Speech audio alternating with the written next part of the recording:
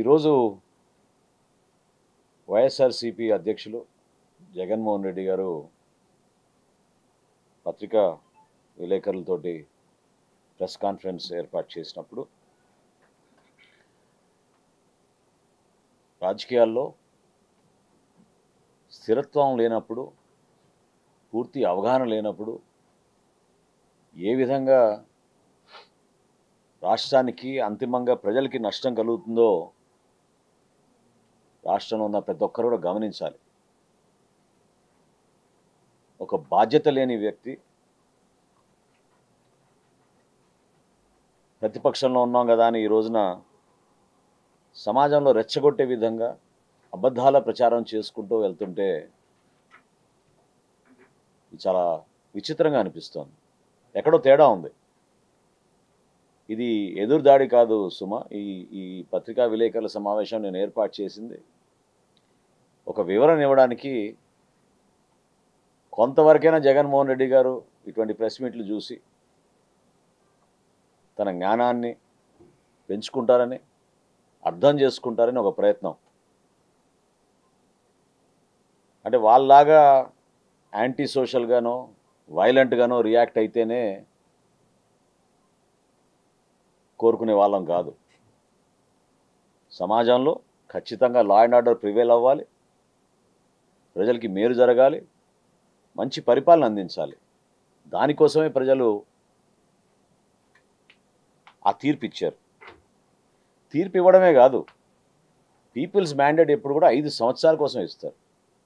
ఆయన మర్చిపోయాడేమో 2024 నుంచి 2029 వరకు మా కూటమి ప్రభుత్వం పరిపాలన అందిస్తుంది. ప్రజలు ఎంత అద్భుతమైన తీర్పు ఇచ్చారంటే ప్రజాస్వామ్యాన్ని పునరుద్ధరించారు, గర్వంగా నిలబెట్టారు, స్వేచ్ఛ ఇచ్చారు. ఈరోజు మాట్లాడడానికి, అంశాలపైన స్పందించడానికి, ప్రభుత్వాన్ని ఖచ్చితంగా ప్రశ్నించే అవకాశం కూడా కల్పించారు. అరే అసలు విచిత్రంగా ఉంది. గుంతలు కూడా పూడ్చలేని ముఖ్యమంత్రి ఈ రోజున ఎలక్షన్ వాగ్దానాల గురించి, పరిపాలన గురించి ఆయన మాట్లాడుతున్నారు. 5 సంవత్సరాలు సార్ మీరేం చేశారు ముఖ్యమంత్రిగా? మద్యపాన నిషేధం అని చెప్పారు. ఏమైంది? ఎక్కడైనా మాడారా దాని గురించి?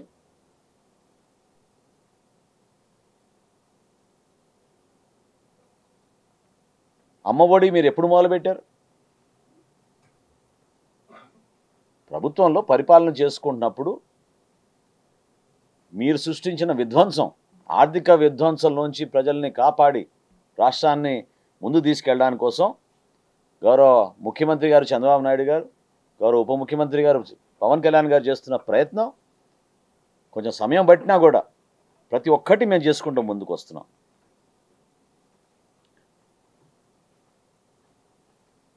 అంతేగాని ప్రజలు మీకన్నా మేము ఎక్కువ బటన్లు నొక్కేస్తామని ఓట్లేదు. జగన్మోహన్ రెడ్డి గారికి నేను ఈ సందర్భంగా సవినయంగా తెలుపుకుంటున్నాను. అభివృద్ధి చేస్తారని, కూటమి ప్రభుత్వం కేంద్రంలో భారతీయ జనతా పార్టీ మోడీ గారి నాయకత్వంలో, ఇక్కడ చంద్రబాబు నాయుడు గారి నాయకత్వంలో, పవన్ కళ్యాణ్ గారి నాయకత్వంలో ప్రజలకి మంచి జరుగుతుందని నమ్మి ప్రో డెవలప్మెంట్, ప్రో వెల్ఫేర్ అనే ఆలోచనతోటి ముందుకొచ్చాం. దీపం పథకం గురించి ఈరోజు జగన్మోహన్ రెడ్డి గారు మాట్లాడారు. అంటే ఫ్రీ గ్యాస్ జగన్మోహన్ రెడ్డి గారు రాలేదని, అందరికీ రాలేదని అనుకుంటే ఎట్లా?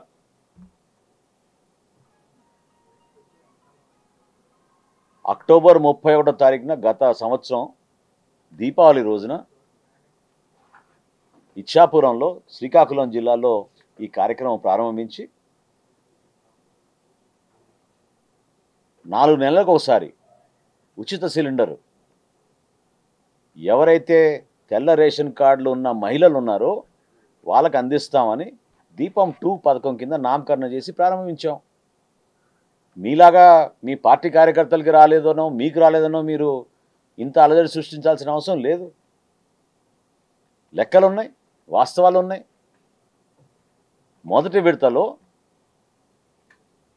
నవంబర్ 1 నుంచి మార్చి 31వ తారీఖు వరకు ఈ పథకం ద్వారా 97,59,000 మంది వినియోగించుకున్నారు. 846 కోట్ల రూపాయలు మా ప్రభుత్వం రిలీజ్ చేసింది.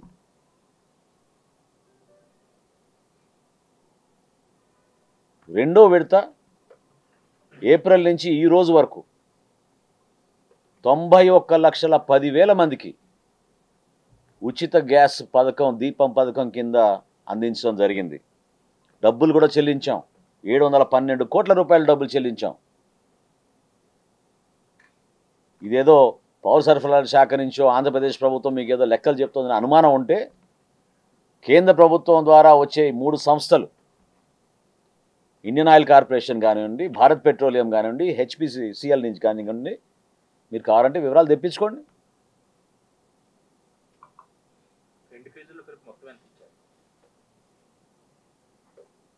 ఇటువంటి ఆలోచనతో కలిగిన వ్యక్తి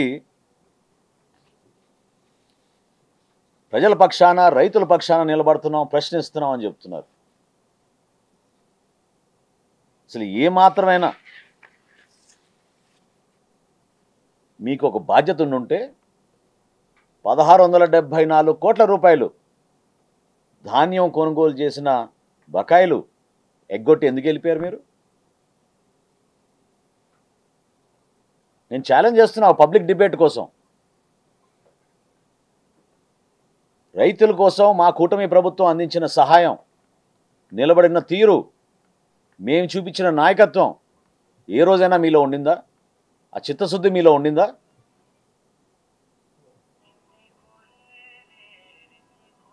$12,857 కోట్ల రూపాయలు ధాన్యం కొనుగోలు చేశాం మేము.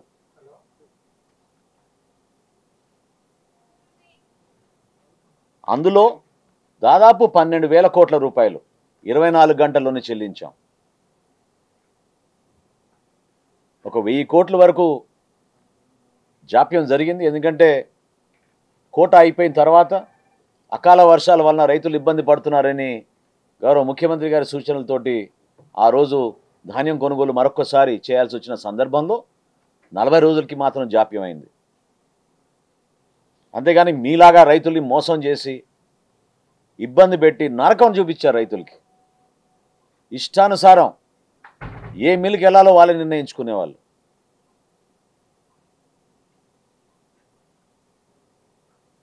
పంట విరామం జరిగింది మీ సమయంలో, ఎలా మర్చిపోతారు మీరు? క్రాప్ హాలిడే, గోదావరి జిల్లాలో క్రాప్ హాలిడే అసలు ఎప్పుడైనా విన్నావా? మీరా రైతుల గురించి మాట్లాడేది? దయచేసి అబద్ధాల ప్రచారం మానుకొని అసలు విషయం మీరు కానీ మీ పక్కనున్న వారికి కానీ అవగాహన లేకపోతే, ఎవరైతే మీకు ఈ వివరాలు అందిస్తున్నారో వాళ్ళకి ఆ జ్ఞానం లేకపోతే గూగుల్ ద్వారానో ఆర్టిఫిషియల్ ఇంటెలిజెన్స్ ద్వారానో ఆ సమాచారం తెప్పించుకోమనండి. ఎందుకు మిమ్మల్ని మిస్లీడ్ చేస్తున్నారు?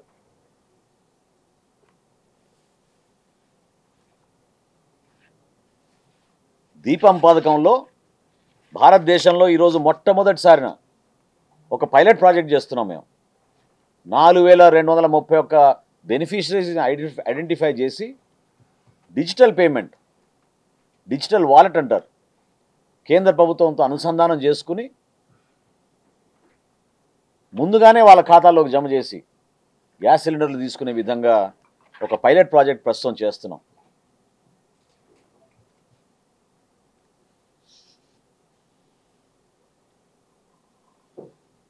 ఒక పబ్లిక్ డిబేట్కి మీరు రండి.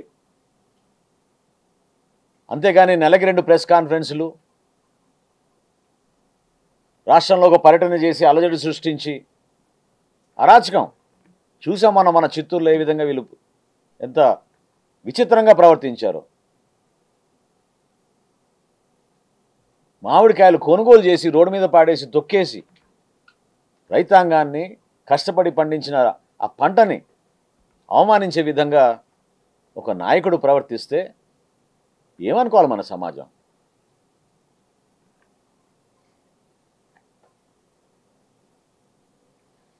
మీ ప్రచారంతో మీరు కోరుకునేది ఏంటంటే సమాజంలో చీలిక రావాలి,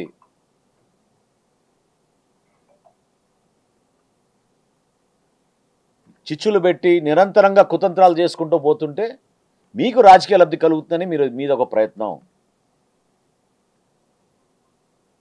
ఈ రెచ్చగొట్టే విధానాన్ని దయచేసి మీరు మానుకోండి. ప్రజలు ఎదుర్కొంటున్న సమస్యలపైన, ప్రత్యేకంగా రైతులు ఎదుర్కొంటున్న సమస్యలపైన ఖచ్చితంగా మేము స్పందిస్తాం. ఎందుకంటే మీకన్నా దాదాపు 2,80,000 మంది ఎక్కువ మంది రైతులకి మేము న్యాయం చేయగలిగాం ధాన్యం కొనుగోలులో. మీరు కేవలం బడా రైతులకి, కొంతమంది వ్యాపారులకే మీరు ఉపయోగపడ్డారు. ధాన్యం కొనుగోలు విషయంలో రైతులందరికీ కూడా సమానంగా అవకాశం కల్పించి 7,70,000 మంది రైతులకి ఖరీఫ్లోనూ రబీలోనూ ఈ కూటమి ప్రభుత్వం అండగా నిలబడింది. సంవత్సర కాలం పాలన అందించడానికి కేంద్రంతో అనేక సందర్భాల్లో మన రాష్ట్రానికి అభివృద్ధి తీసుకురావడానికి, పెట్టుబడులు తీసుకురావడానికి మా కూటమి ప్రభుత్వం చేస్తున్న ప్రయత్నం అమరావతి విషయంలో కానివ్వండి, పోలవరం విషయంలో కానివ్వండి, రైతులకి భరోసా ఇచ్చే విధంగా పంట కాలువలు, ఇరిగేషన్ ప్రాజెక్టులు, వీటి గురించి మేము చూపించిన శ్రద్ధ, చిత్తశుద్ధి మీరు పోల్చుకోవాలి. కేవలం రాజకీయ లబ్ధి కోసం నేను ఇందాక అన్నట్టు వర్క్ ఫ్రమ్ హోమ్ ఎమ్మెల్యే కాస్తే ఇప్పుడు వర్క్ ఫ్రమ్ బెంగళూరు నుంచి ఆయన నెలకొకసారి ఒక పర్యటన లేదా 2 ప్రెస్ మీట్లు పెట్టి ఎవరిని ఇబ్బంది పెట్టే పరిస్థితి ఉండదు మనకి రాష్ట్రంలో.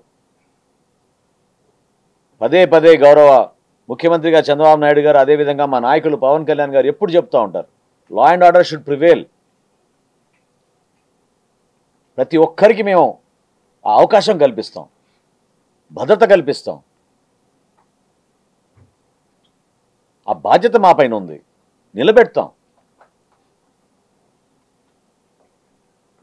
అంతేగాని మీలాగా సమాజంలో చీలిక తీసుకొస్తే రాజకీయ ప్రయోజనాలు ఉంటాయనో, ఎలక్షన్లు ఎప్పుడు వస్తాయని చెప్పి ఇప్పటి నుంచే మీరు పగటి కలలు కంటున్న తీరు, వీటిని గమనించాలని రాష్ట్ర ప్రజల్ని మనస్ఫూర్తిగా నేను మిమ్మల్ని రిక్వెస్ట్ చేస్తున్నాను. ఆలోచించండి ఒకసారి. తెలుగులో ఫాస్టెస్ట్ న్యూస్ ఇప్పుడు కొత్త అవతారంలో 5 సెకండ్లోనే పూర్తి వార్తా సమాచారం మీ చేతిలో. సోషల్ మీడియా ట్రెండ్స్ మీ కళ్ళ ముందుకే live TV and voice search ఆప్షన్స్తో ఇప్పుడే డౌన్లోడ్ చేయండి. యాప్ లింక్ డిస్క్రిప్షన్లో ఉంది.